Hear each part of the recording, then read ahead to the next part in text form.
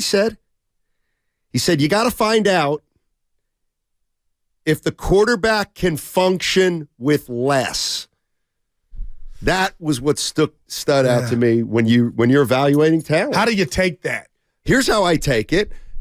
At some point, Brock Purdy is going to go from $840,000 to something else. You would figure, unless he fizzles out, which I don't think. Right.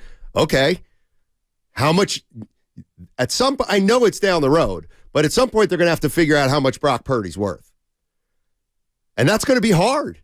That's going to be really hard, right? So I just told you Sunday I helped my oldest son Donovan move. Are you suggesting to me that Brock Purdy right now is just taking the light boxes and the sofas and the couches or the piano that's coming out the house? He ain't doing the heavy lifting? Like, because that's what I take from do more with less. I'm not saying that's what he's doing. I'm saying I think that's what you got to find out. I mean, let's say the 49ers, it doesn't even matter what happens in the next 2 years, but when his contract comes up and they got to go from $1 million to at least 30 for a starting quarterback in this league, then this is the thing. 888-957-9570. Then you got to find out how much of this is Purdy and how much of this is McCaffrey and how much of this is Kittle and the offensive line. And I get it all works together, but it's not hating. When it comes time to pay the man, you got to know whether he's Justin Herbert-like or in that. You got to know what tier he's on. Right. But I get that, but I would, up until now, all we can do is go on what we've seen, and he would get paid with the ability that he's shown to drive this vessel. Okay. When everything is high optimum. Everybody's available. My point is when he gets paid, they're not going to have the vessel anymore. They can't. Who are you getting rid of? Yeah. That's down the road. I get you. But naturally, we'll know if you're talking 2 years, oh, man, all kind of stuff is going to pop off for us to know. Like, again, I'm just being real. Willard, we kind of touched on it. If he were to have Brock not have the best game on it's national TV Monday night, just on a personal standpoint, after the Cleveland, he had his first bad game, Steiny, I honestly believe you. What did Bucky say? The nature of the beast?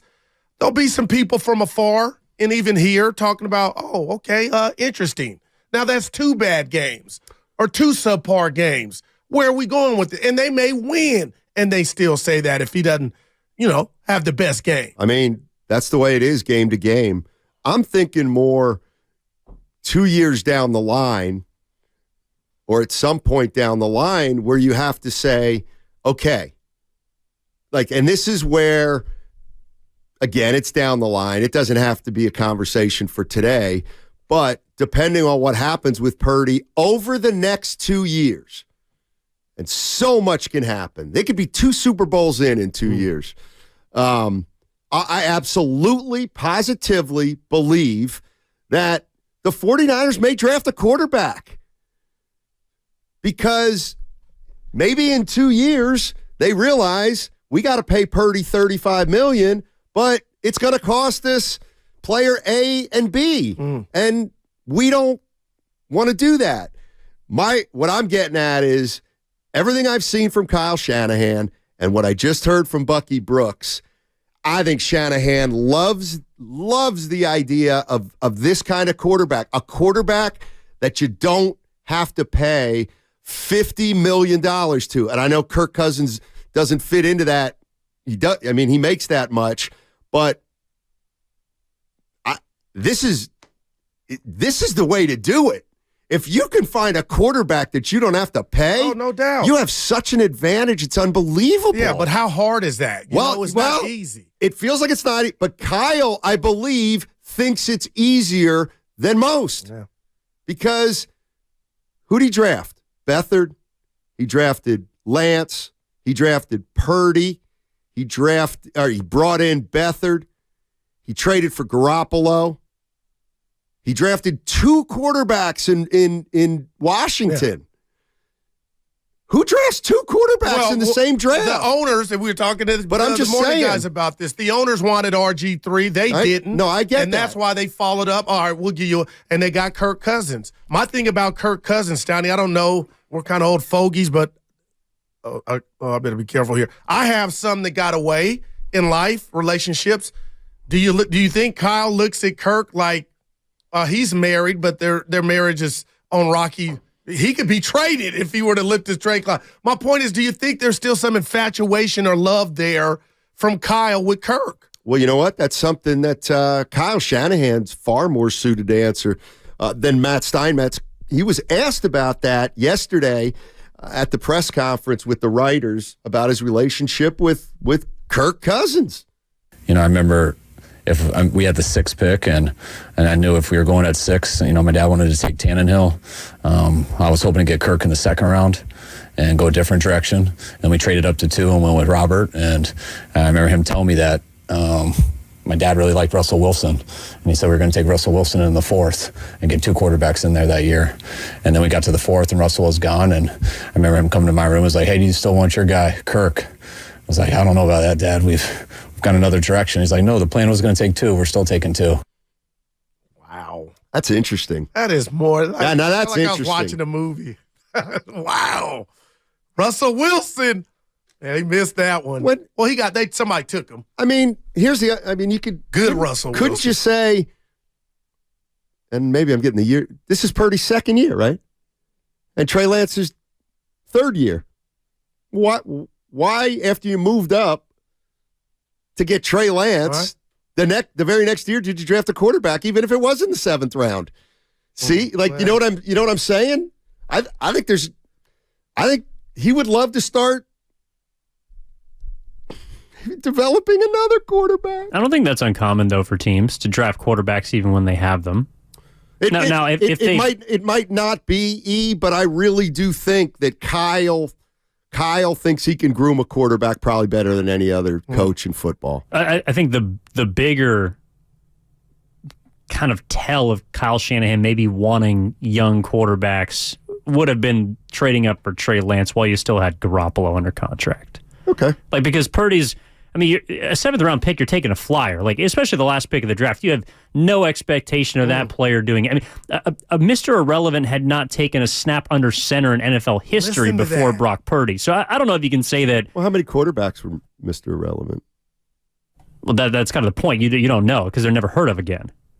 I have no clue. It never happens. I know. Is Mr. Irrelevant the very, very, very last pick of the draft, or is it the last quarterback? No. The last pick of the draft. Player. Okay, so I don't want to get in the weeds, but how is a quarterback how many 7th round quarterbacks have started in the NFL? No, I'm sure there's been none. But what I'm saying is, how many quarterbacks were actually the last pick of the 7th? Oh, how many Mr. Irrelevant are quarterbacks? Yeah, exactly. Sorry, that's exactly. I don't know. Yeah, I know.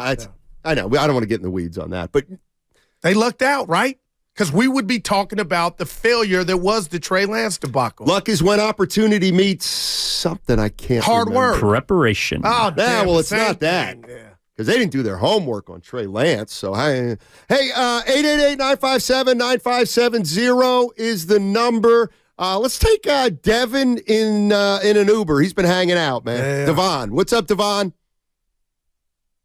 Hey, gentlemen. How you guys doing this morning? Hey. Doing well, man. Hey, so I first of all, I want to say thank y'all, man. You guys keep me going while I'm driving. It was cool to have Buck on. I kind of agree with some of he said. One of the things about Brock Purdy, why I think he's a good quarterback. He kind of earned that respect from me as he's been playing, but I want to know if he can play without guys, one, for the money, because when he gets paid, some of these guys ain't going to be able to be there as well. You can't have it all. But two, I think this is I can't figure out why people don't understand why this is a narrative when Tua, before he got a few more weapons, everybody thought he was a bust. They weren't fond of him, and he got a couple weapons, and now he's at an MVP caliber, having MVP caliber performances. Same thing with Josh Allen. Like, some of these guys, they're better than what their team makes them out to be. You just get them a few more weapons, and they're phenomenal. And then on the flip side, there's narratives. Did Tom do it or did Bill Belichick do it? Like who is the reason why this is happening? So I think this is just a fun, competitive thing, but it's also an eye test. We think Brock is good. We just want to know if he can do it without guys, because you're going to have games, clearly, where some of your star guys are missing out. So that's all I wanted to say. Appreciate it. Good stuff from Devon. By the way, I got to tell Chuck in Oakland. I'll get to you on the other side, Chuck. Chucky. We didn't even shout him out. Waiting. Chuck came to. That's why. Hey, Chuck, hang in there. To the festivity, the summit. I want to give him his just due on the other side. So, thanks, Bucky Brooks, for coming.